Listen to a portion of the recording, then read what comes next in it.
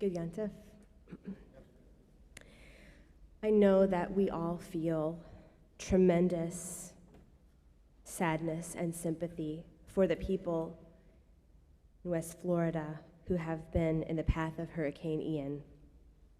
As we watched it organize last week, as we witnessed the powerful elements churning and strengthening, we were reminded of how vulnerable we are to storms, a reminder, of course, we did not need. And we know, of course, that even though this one wasn't ours, the next one will be ours. And if not the next one, then the one after that. We live here with the knowledge that it's not if we'll see another storm, but when. Storms are a fact of life here. Knowing this affects how New Orleanians live. We are vigilant. We pay attention to weather forecasts and radars, and we have trusted meteorologists. And to the extent we are able, we are equipped and prepared to respond to the aftermath of a storm, to be in a position to save ourselves and our families and to offer shelter and support to others. We have emergency supplies and evacuation plans and generators sometimes. We routinely check in on relatives and neighbors. We offer ourselves as volunteers. We make monetary donations. We are even creating community lighthouses, churches and synagogues and community centers with solar-powered, battery-operated generators that can spring into action after a loss of power, so these buildings can be safe havens for their neighborhoods. Our individual and communal consciousness of and response to hurricanes is a key way that we show up responsibly as residents of this city. Consciousness of and response to storms is, in a metaphorical sense, the theme of this very night's Kol Nidre, the prayer for which this service is named. Kol Nidre speaks of the vows that we are sure to break in the year that is coming. In full awareness of our fallibility, when those notes begin to play, we stand with the Torah scrolls in our arms and the ark doors open, beseeching God to forgive us, not for what we have already done, but for what we will surely do in the year we have just started. It is not if we'll fall short this year, but when. Falling short is a fact of life, part of being human. The words of Kol Nidre declare our intent to be good stewards of our own human emotions and actions. But because we know that we will not always be able to do that sometimes they will overpower us, we prepare ourselves to look our failures in the face and to do meaningful teshuvah for them. The words of Kol Nidre are our way of saying to God, you, God, have made us of powerful elements, love and anger, conviction and fear, and ambition and shame, curiosity and anxiety, and sometimes these elements will churn and strengthen in such a way that a mighty storm will be born within us. Sometimes it will strengthen suddenly, sometimes it will simmer for weeks or months or even years. But once unleashed, that storm is likely to hurt other people who are in our path. It can inflict pain upon them and diminish their confidence. It can destabilize them and even dehumanize them.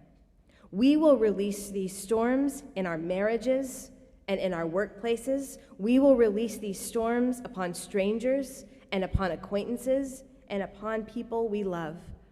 We will even release these storms upon ourselves. Yom Kippur is a spiritual practice meant to ensure that we remain aware of this unavoidable part of ourselves, the part that can objectify and instrumentalize and hurt people, and that we constantly summon the courage to live lives of accountability, The language and lessons of Yom Kippur propel us to remain committed to cleaning up, as best we are able, the destruction that we leave in our wake. The Torah illustrates this pattern of human behavior in a dramatic way. In Genesis 1, after God has created nature in all of its forms, God creates Adam and Eve. The first humans are granted extraordinary agency in their lives. Their charge is literally to conquer and rule the world. Vayibarech otam Elohim, vayomer lahem Elohim, peru urevu, umilu et haaretz, v'chivshuha, urdu bidgat hayam, uva'ov hashamayim, v'chol chaya haromeset al haaretz.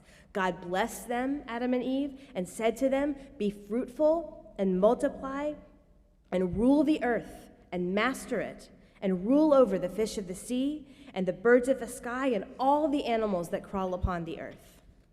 Adam and Eve are endowed with godly qualities that we recognize as our own, the ability to shape our own destiny, to manipulate our environment for our own gain, to build new realities, new worlds, with our own ingenuity and creativity and drive. God explicitly blesses Adam and Eve with this power and implants it within them. But then, only a few chapters later, as predictable as a storm in the Gulf in September, that power is abused. Vayomer Kain el Hevel achiv, vahi beheyotam b'sadeh, vayakom Kain el Hevel achiv, vayaharguhu. Cain spoke to his brother Abel, and while they were in the field, Cain came upon his brother Abel and killed him. That same glorious power that God gives humanity, the power God implanted within Cain to help him be sovereign over himself and to shape his world by expressing and acting upon his needs and wants and desires, that same power ignites within him a desire not only to hold dominion over his environment, but to hold dominion over his brother. Unable to control his emotional elements, Cain commits the first murder. A few generations later, God knows that this is not an aberration of Cain's character, but rather that everyone on earth has succumbed to this temptation. During Noah's generation, it is clear that all of humankind is seeking not only to control their surroundings, which they were created to do, but they are also enthusiastically seeking to control, manipulate, objectify, and abuse each other. So God sends the flood to wash them away and decides to try one more time to create a humanity capable of responsibly marshaling its own power. After the flood, God speaks in almost identical terms as in Genesis 1, saying to Noah and his family, the new first humans, Peru urevu, umilu et haaretz, be fruitful and multiply and fill the earth. V'al chol ov hashamayim v'chol degei hayam b'yadchem nitnu. The birds of the sky and the fish of the sea shall be delivered into your hands. But then, God adds something new, a clarification that was not in God's first charge to Adam and Eve.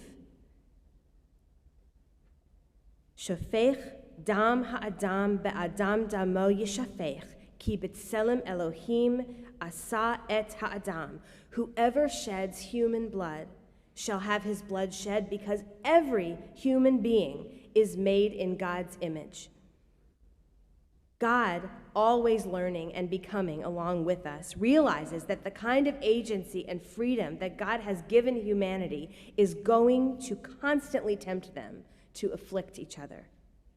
They may not all commit murder, but they will surely, inevitably, take their power too far by using one another as means to their own ends. And so they must be specifically warned. God charges, be godlike and create in the world. Eat of its fruits and even its meat. But remember that every single human being you meet is made in my image, is intended to be, was created to be sovereign, just like you. So do everything you can to keep your urges and instincts and emotions and actions in check, Do everything you can not to fall into the trap of Cain and the generation I washed away, letting your godly qualities trick you into believing that you have the right to dominate another human being and use them for your own gratification. And in this moment, God lifts up our fatal flaw. We are extraordinarily powerful, as God created us to be. But with that blessing, we are sure to abuse it sometimes. In God's words to Noah, God names this challenge and tries to warn against it for Noah and for all of his descendants, including us. It is inevitable that storms will arise inside of us, storms that cloud our responsibility to each other, storms that obscure our shared humanity, storms that make us forget the claim that every other person has upon us. And so we must remain vigilant day after day after day, year after year after year. Our words and actions, whether by intent or by accident, can bring hurt and heartache and injustice and even catastrophe into the lives of others. We are that powerful. The storms will come, and the charge for us is to be sufficiently respectful of their potential, appropriately fearful of them, and to be spiritually and relationally prepared for their aftermath. Yom Kippur and its intentional affliction and fasting and directed to Teshuvah is an echo of that initial warning from God in the book of Genesis. God's concern for the ways that we treat each other, as expressed in the Torah, applies to every single human being, no matter who we are. This capacity to objectify others is inherent in our humanity. It is the underbelly of our potential for world building. But the Torah also wisely understands the stakes of this issue become even higher when someone is a leader, when someone rises to the level of status in which they can exert influence over many other people. The Torah's anxiety about this issue in particular, about the danger of a leader who is not sufficiently respectful, even fearful of their own power, and aware of their capacity to cause pain, a leader who is not well-versed in the spiritual exercise of teshuvah is addressed directly by the Torah. In a passage from Deuteronomy that we read only a few weeks ago, the Torah notes that people will surely need to rely on leaders to hand over some of their agency to others, that this is an efficient way to organize society and to accomplish complex tasks. So the Torah goes on to offer this urgent warning to the people when it comes time for them to select who should lead them, in their case, a king. Ki tavo el haaretz ve'amarta asima alai melech kechol goyim asher sevivotai.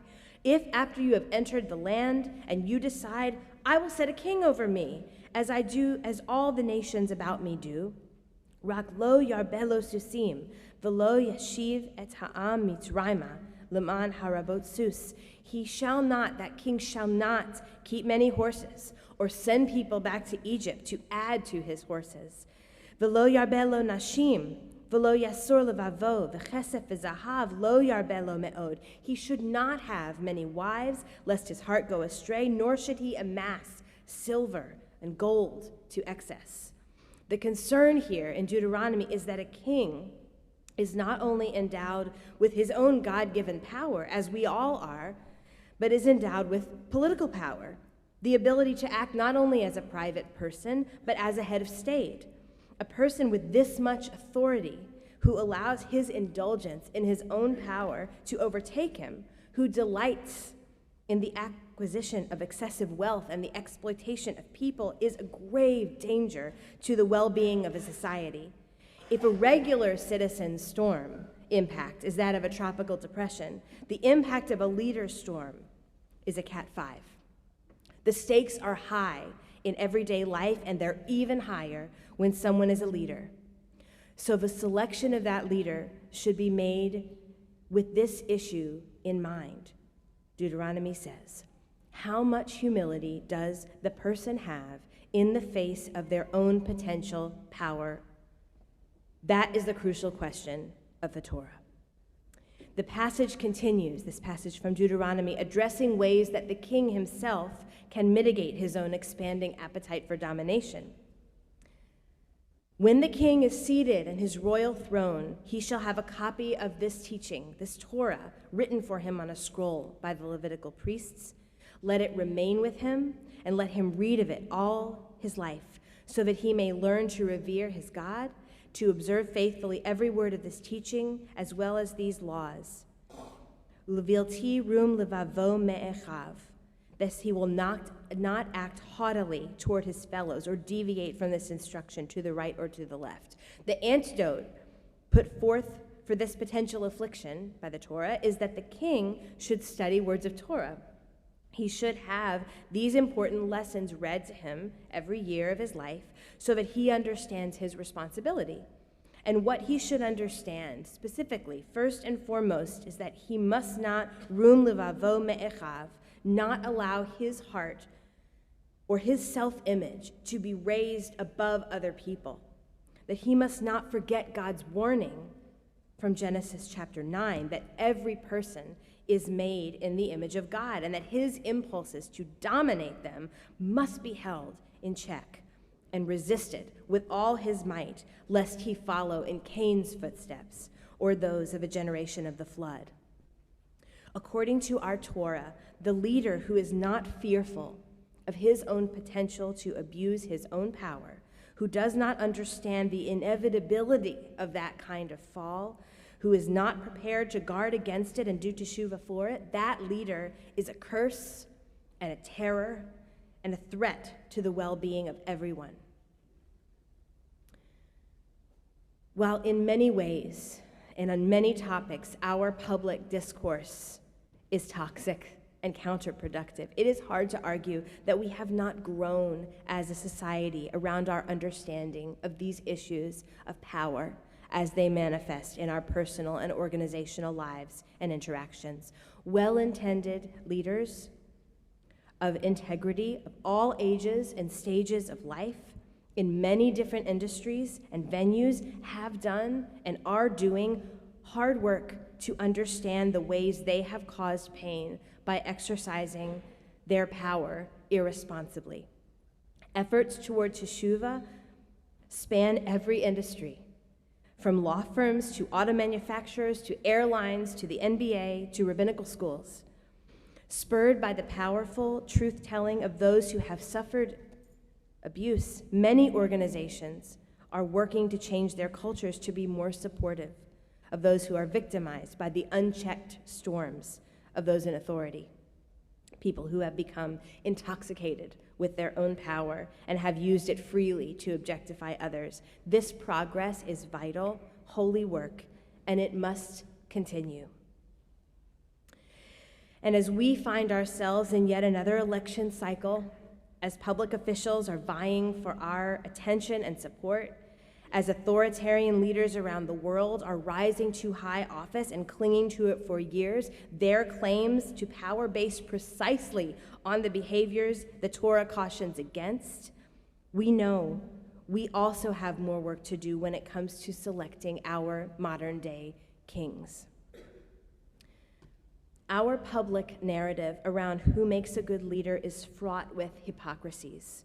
We have never been in more need of those skilled at doing teshuvah, and we have never been worse at encouraging it or celebrating it when it happens. A culture of call-outs and cruelty have cast someone's greatest strength, the ability to hold their appetites in check and to admit the times when they have not, as their greatest weakness. Historical studies have demonstrated that democracies like ours can vote themselves into fascism because the very essence of democracy, that we have an open system in which every voice has a right to be heard, that very essence necessitates that we open the door to the most undemocratic of ideas, ideas that exalt a person's capacity to dominate his fellow human being instead of healthy fear of that. And if we are not committed to keeping the halls of power free of people who are hungry for power for its own sake, we effectively place ourselves in the path of human hurricanes. This is the moment we live in. It is disorienting, fraught, and frightening. We have consequential choices to make, each of us individually and all of us together. As I shared on Rosh Hashanah, when we are profoundly disoriented and we are at a crossroads, our tradition instructs us to do teshuvah, to go back to the beginning of creation, to retrace our steps, to slip into God's mindset and allow the Torah to be our organizing script for a new world. The role of a rabbi is to teach that Torah, and to this moment, our Torah says, we are children of Adam and Eve, made of powerful elements, endowed with staggering capabilities to shape and even control much of our world. We can cross oceans and raise up armies and walk on the moon. We can establish new political systems and write words that move millions. Expressing our sovereignty as individuals and reaching for greatness is a celebration of our God-given gifts and blessings. This is the way God intends us to be, the reason we were created in the first place. But our greatest strength is also our greatest weakness. Like Cain and like Noah's generation, like every generation, we will constantly be tempted to exert control over other people. And when we give in to that temptation, we cause damage that is sometimes irreparable. Who we harm and how much harm and how often we harm is entirely dependent on how conscious we are of our capacity for inflicting that harm, how we guard against our own overreach, and how we do teshuvah when we fail. Deuteronomy warns us about kings, exceedingly powerful leaders who hold others' lives in their hands. They must be the most conscious of all, for their mistakes and failures will have the most far-reaching consequences. And we should select them, raise them up, support, and heed them based primarily upon how they navigate this challenge in their lives, because they will face it. We all face it. And everything else that matters flows from this: who shall live and who shall die, who by fire and who by water, who humbled and who exalted. May the next 24 hours be a time of deep introspection for all of us. May we ask ourselves hard questions such as these. How do I express my gifts and my sovereignty?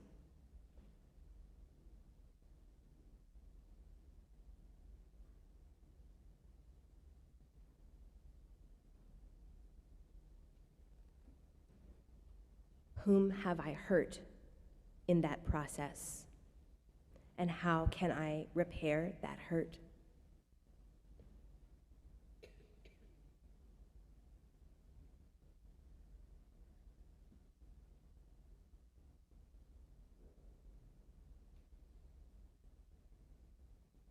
If I am a leader, am I reminding myself every day that I am no more the embodiment of God's image than those who report to me, work for me, answer to me, enable me?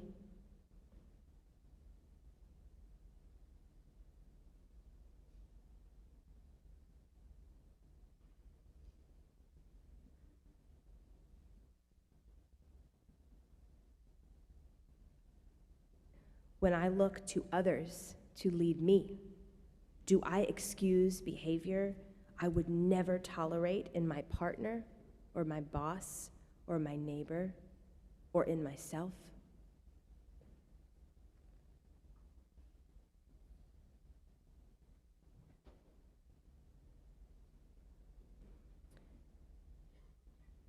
And in a world of acquisition and domination and extraction, a world so counter to the values of our Torah.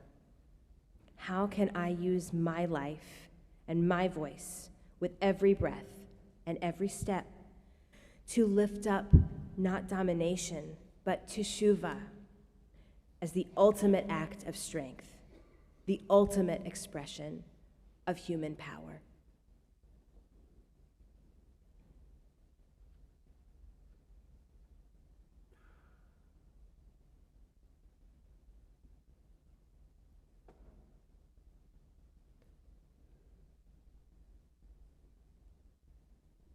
Gemar Chatima Tova. Good Yontif.